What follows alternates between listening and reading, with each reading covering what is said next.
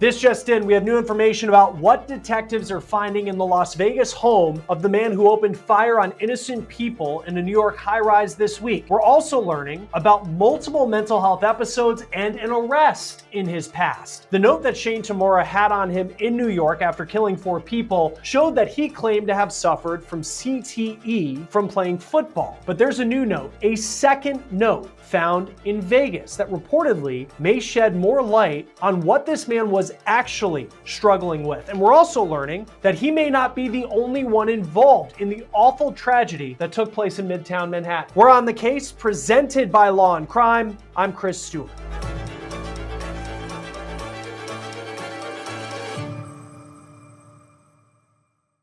Hey, before we get started with this episode of On the Case, and we do have a lot to talk about, I do need to take a moment and make an announcement that those of us here at Law&Crime, we are working on something new and we want your opinion. So we put together a quick survey. What this is all about is having your voice be heard. Let us know what you want to see on Law&Crime. Again, it is a short survey and we'll be picking 10 people at random to receive free Law&Crime t-shirts who take this survey. So let your voice be heard. Go down, you can see that we have the link pinned in the comment section of this video.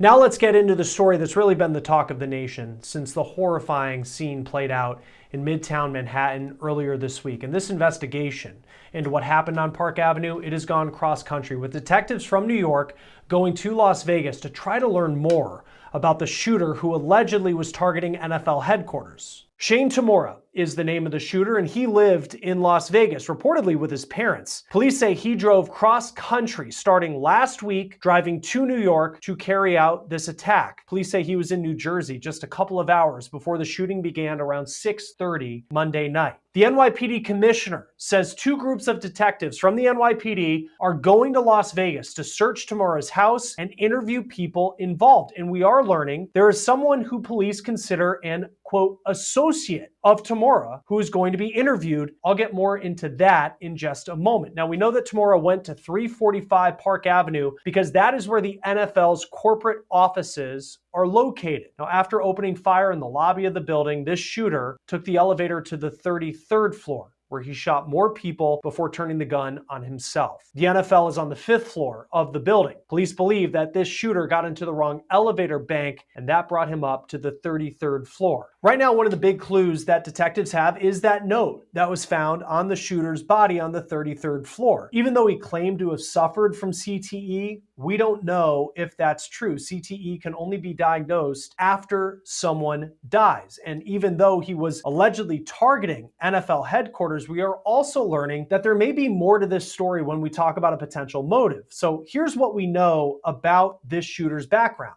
How'd you guys come through?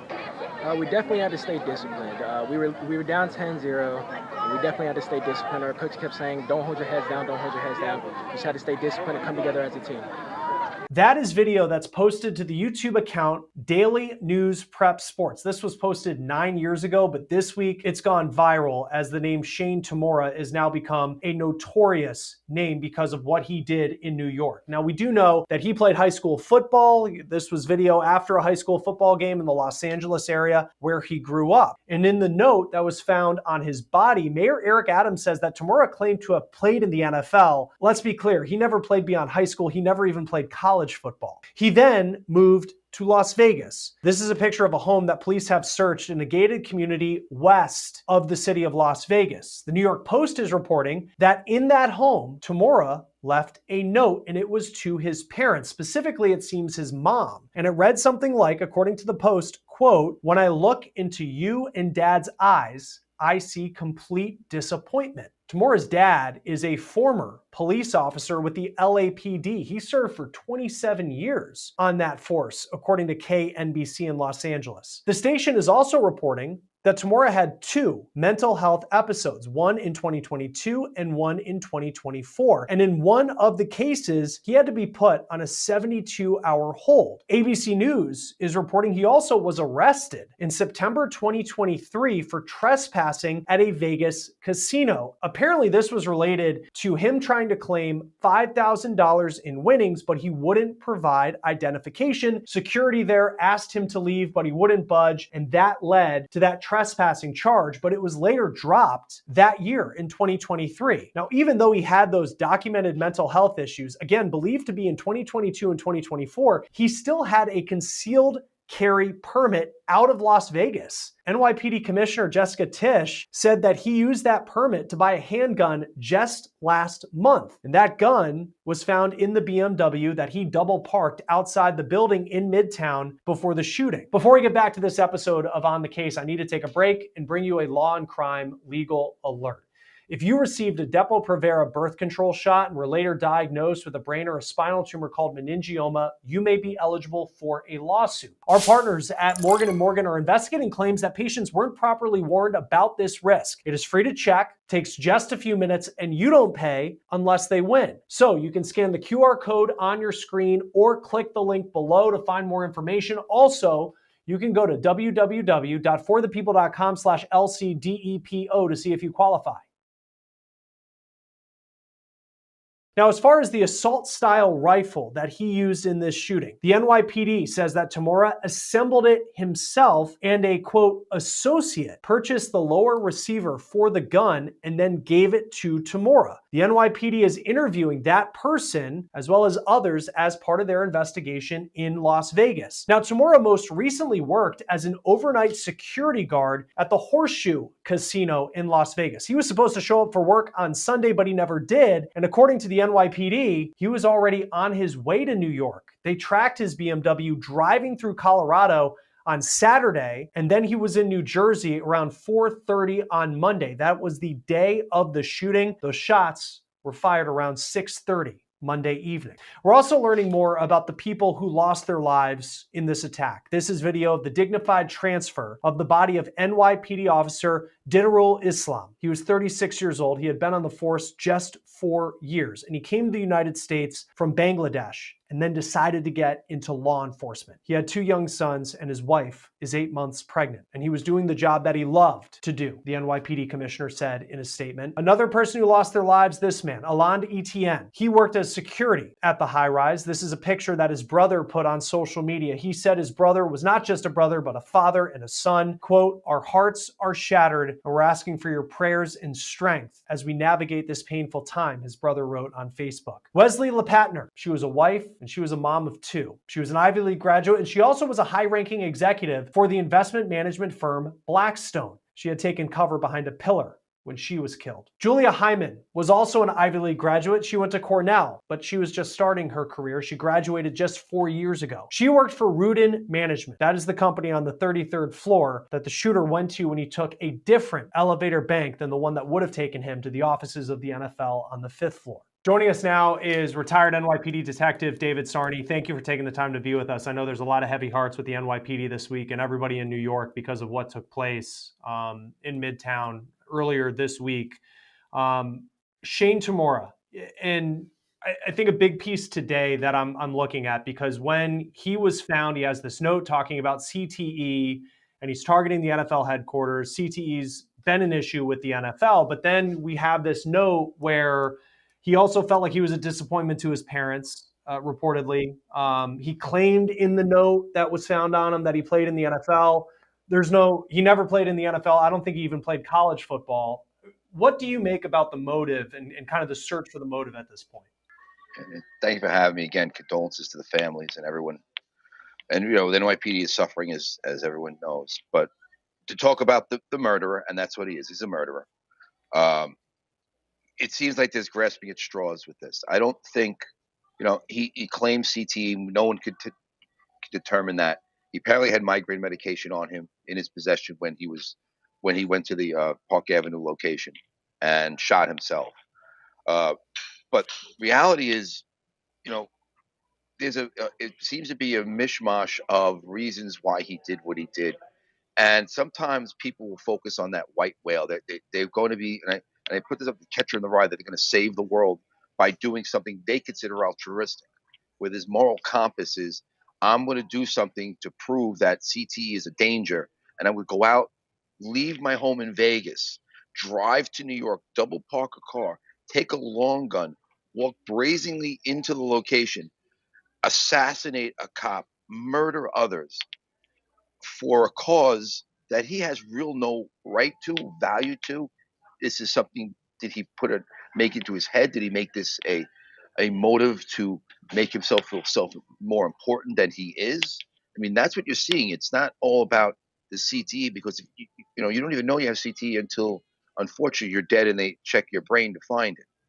Could have been something else, and he just decided to declare himself having CTE and fell onto this agenda against the NFL about concussions, the concussion, CTE and concussion protocols and like that. You're going to see more of it come out, and I think that's what's going to come out. And he's not the avenging angel that people think he's going to be, and trying to save the world from concussions. No, and he, he drove across country. It appears he drove straight to 345 Park Avenue because the commissioner said that he was in New Jersey around 4:30. Shots were fired around 6:30. He double parks the car and walks in, and at any point, he could stop. He didn't have to do that. He could have, like, oh, he was in Colorado Saturday, and then they track him through. This was not a mental health type thing. I struggle with just kind of blaming it on mental health or blaming it on CTE, especially with some of the information that we're getting. And that's just kind of my opinion on this. As we look at what detectives have found thus far in Las Vegas, and part of this story too is there's an associate, according to the police commissioner, of Shane Tamura, who bought him the lower receiver for the AR-15 style rifle that he used in this attack. What type of trouble could that associate be in? And I know with New York and Nevada, there are very different laws related to firearms, but how could this play out? Now, this is something you could look at. Maybe this goes to a federal level, the use of a building this firearm. What Nevada laws state or allow them to do with long guns such as this. And in New York, they're banned. New York State, they're banned, and that's a big issue about how do we do these situations of banning guns and the like. What issues may happen in Nevada will be dependent on Nevada state laws. But can the federal government be involved? Can the feds actually be involved in a prosecution by bringing this weapon across state lines and being used in a criminal action? And that's the thing. Did he get did he get the part of the weapon with false information, false documentation? Did he say it was going to be for him and then he gave it to his friend? So there are things you're going to have to look at. But again, New York laws and what they're learning and investigating in New York State, they may be able to bring it to the federal courts and see what they can do at that point, and see what Nevada would do if as far as prosecution. And this happens when you have interstate situations like this. What happens in Nevada is what happens in New York, and vice versa. So I think what they're gathering is more intel to find out what happened. So when we can talk to the prosecutor's office and see if the New York City DA's office can actually forward this to the feds. And when we talk about a lower receiver for an AR-15 style rifle, I don't own a weapon. Is that the piece that would be, say, I buy it and it's mine in my name, and then I give it to you, and that's like a straw purchase for it? Is that the piece that is regulated by the government or traced by whether it's the state of Nevada or whoever it may be? Well, that's the issue. Now you're buying piece guns. It's pieces of a gun. So that's going to be that. I can't go into the in-depth laws about that type of weaponry or how it's purchased, but it's a straw purchase. He bought it to give it to someone else. Now, can now the ATF look at this and say, wait a minute, you're not supposed you can't do this? They could look into the federal laws as far as that is concerned. You know, he was allowed a concealed carry permit, and he claimed to have moments of suicidal thoughts. So Nevada laws and the laws on guns and the possession of guns is way different than it is in New York. So this is the problem. We can go there and investigate it, but as far as what NYPD detectives can do there is extremely limited because they're out of the jurisdiction. And he bought a handgun with that concealed carry purchase last month in June. I think it was June 16th that I had in what the police commissioner said. What do we know about how, once someone gets a concealed carry permit, what it takes to actually get that taken away? Well, that's it. Again, depends on the laws of the state. That's what it comes down to. We can see New York State has red flag laws. If you have an order of protection filed against you, a domestic incident, you may not be able to carry a firearm. You have to go through a course and be certified to do that. I don't know what they did in Nevada as far as allowing him to maintain the permit after he has claimed suicidal thoughts and had psychiatric episodes. That's something that maybe Nevada would look into as far as that policy. But the Second Amendment, and I'm not going to go into the whole political aspect to it. You have a right to bear arms. What he did, what this murderer did, is take a gun that many people use legally and go across country and murder people for an agenda that is slowly creeping away the fact that he's doing this to save the world from the NFL's policies on concussions.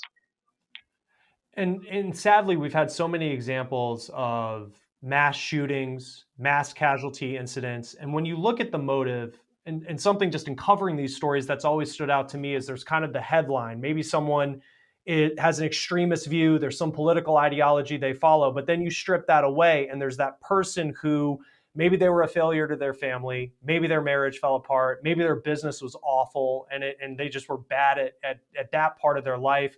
And it seems like for him that's almost what we're getting to here with that note, is there's always something that then leads to the headline of why I did it. Yeah, I mean, that's really what you're looking at. There are people with very extreme views who are never violent. But when people need something to adhere to grip on to make their life meaningful, they may go into that. They may find an item. They may find a belief system. They may find a person that they become infatuated with, and that becomes their sole purpose in life because their life is empty in some way that they weren't successful. We see this unfortunately when it comes to active shooters and the radicalization of individuals. We see all the portions as to how it happens. They start becoming more involved in social media, start becoming more distant.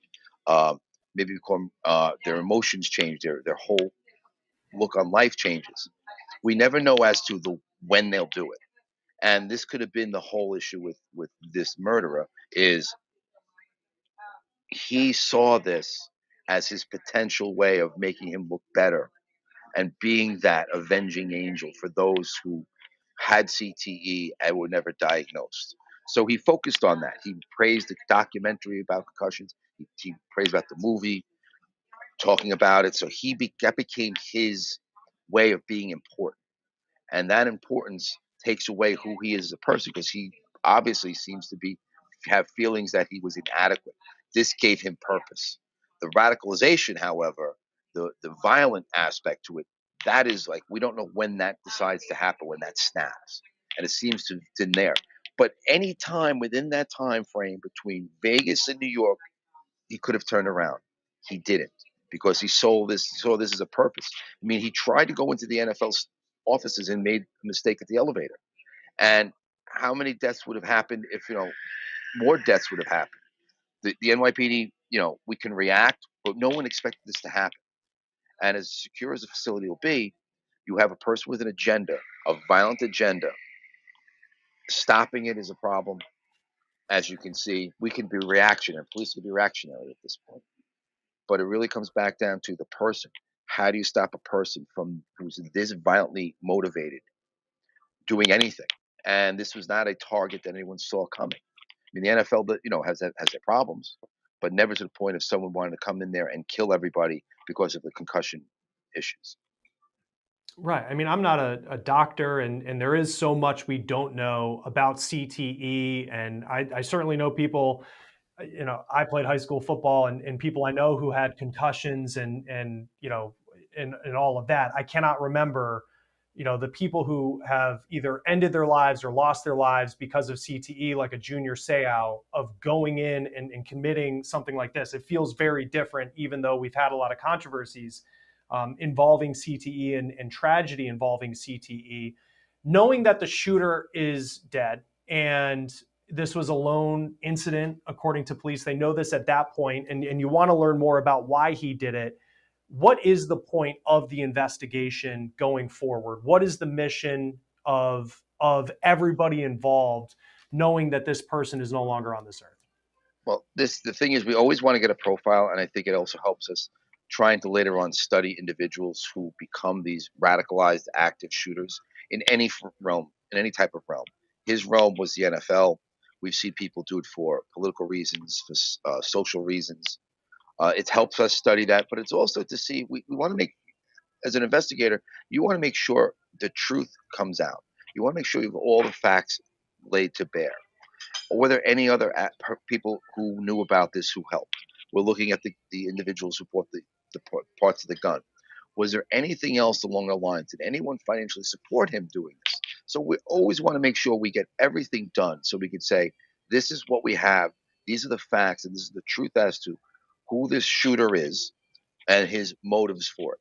Sometimes we find them, and it seems very obvious here, but there are other times when, so for example, the Las Vegas shooting, uh, Mandalay Bay, you didn't know. There's nothing that's been told.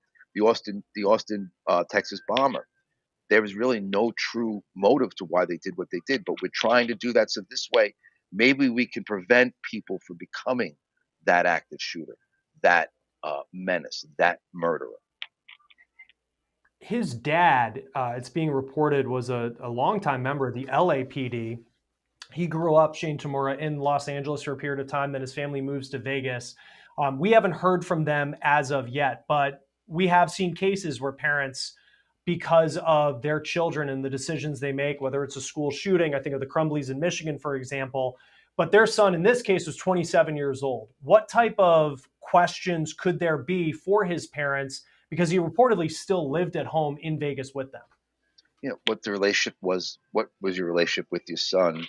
What did you see anything change in any transitions in his uh, belief systems? Did he become more fatalistic, more nihilistic? What were things that you saw him change? That's really comes down to, because we've seen his high school football coach said he was a good kid. Everyone said he was a good kid. How do the good kids go bad? And that's I'm not a psychologist. I'm not a psychoanalyst. There are times there's moments of stress and trauma that may develop and have someone turn bad in a sense. But he lived a relatively moderate lifestyle where you didn't see anything that tragic or that serious, traumatic, at least from the outskirts. Living with, being a cop and being a cop for 27 years, a lot of, as a parent, sometimes you're not where you're supposed to be when you need to be there. So is that something that comes into play? And it's not to blame parenting at this point, because he's 27 years old. He made his decision, and now and this is what we have, unfortunately. But it's something to look at, so maybe we can help future events from not happening. And that's why the studies come in. And again, we're talking as a detective, the investigation part of it, because we want to get an understanding of who these people are, who the perpology is. I kind of call it perpology, who the perp is, where did this happen, where did it go wrong, and then you could have the the psychological aspect of this. Look into it a little further, and this is the reason why you have people study serial killers. I won't study them, but we look to investigate those people who commit those murders, and that'll help maybe later on in an academic way. And, I started this by saying it's just such a heavy week in New York for a lot of reasons. Heavy week for the NYPD. The NYPD losing one of its own in this shooting, and then you also have three other people. They all had families. They were all people who were just going to work and probably just about to go home for the night on a regular Monday. For you as an investigator, what is it like on a week like this? So often we focus on the response to a mass shooting situation, but now this investigative part of it and the weight and the emotion of everything that happened. How do you go about your job as the days go on, where you need to get information, but clearly, I mean, we're all human. The emotions of what happened are so heavy. Well, here's the things that we talk about. Being a cop is we kind of take every situation, we compartmentalize it. The best way of putting it is you put it to the side because the job is more important to the necessity to get this case, you know, fully investigated is what matters. To get to the truth, to make that arrest, to make that apprehension. That's what we're looking to do. So, emotionally, the emotions part we have to put set to a side. Now, is that a positive way of dealing with these things? That all depends. I mean, you can really feel emotionally involved in it, but you can't let your emotions involve yourself, because it biases your case investigation. It biases your work, what you're doing as far as the work is concerned. So you have to go into this with that really stoic attitude. And you know, this this cop who died on duty, that's what happened. He was off duty until he's on duty. was when he was shot. To see that family suffer the way it is, it kills you. It bothers me still right now. But you have to put it to the side to do the job that's needed to be done, and that's really what it comes down to. Yeah, just such a story that is so many emotions in this investigation. That part of it, we'll see what answers come from it. Retired NYPD Detective David Starney. It's always great to have you on Law and Crime. Thanks for being with us. Very much. Stay safe. That will do it for On the Case, presented by Law and Crime. Subscribe to us on YouTube and Spotify. I'm Chris Stewart. We'll see you next time.